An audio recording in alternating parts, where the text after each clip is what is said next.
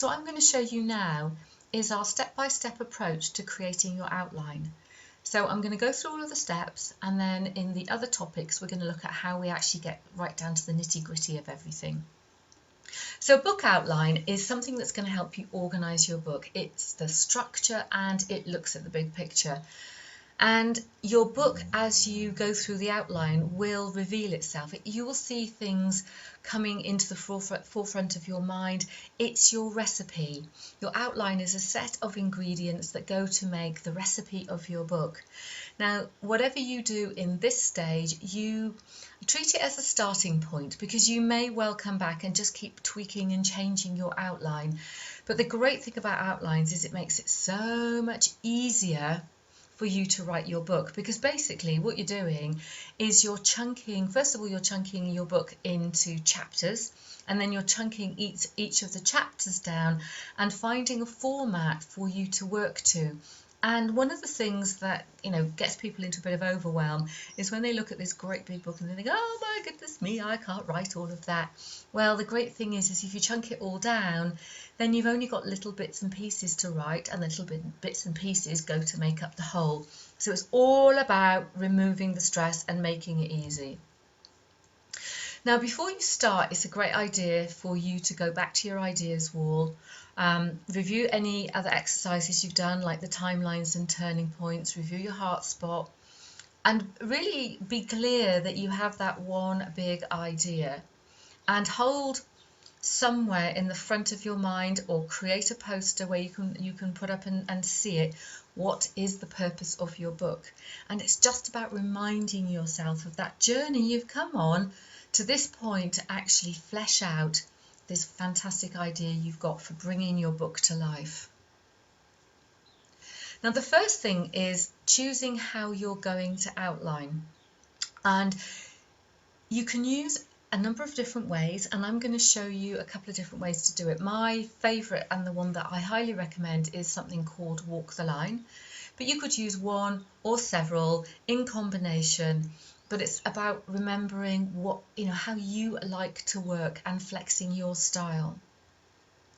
So the Walk the Line that we're going to look at is both physical, it's visual, and it's sensing. So you're going to be moving, thinking. One of the other things you're going to do is close your eyes and get really deeply connected to the ideas that you've thought about, but anything else that might be lurking in your non-conscious mind. Index cards are fantastic.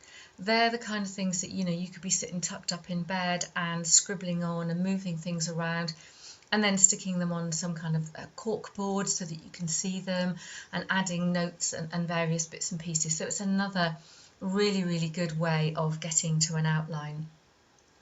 The wall grid is a little bit like using your index cards, except that you're probably going to use very, very large sheets of paper, and just keep adding post-it notes and scribbling on the wall grid until you eventually get to what you believe is your full chapter structure.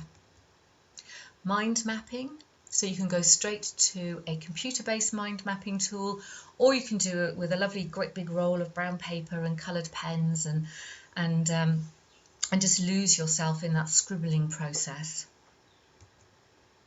This is something that I've added, and this is more meditative, and I've put this in for fun, but actually it's a really, really good way of, when you've done a couple of the exercises, just kind of closing your eyes and getting in a comfortable place and meditating on what you've done, and just seeing what comes to mind.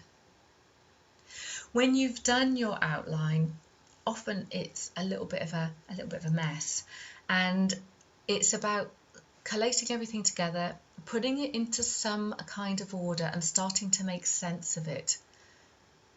When you've made sense of it, mind map it, and I'd highly encourage you to use a software-based mind mapping tool, because you've got the opportunity for moving things around, and it's very, very flexible.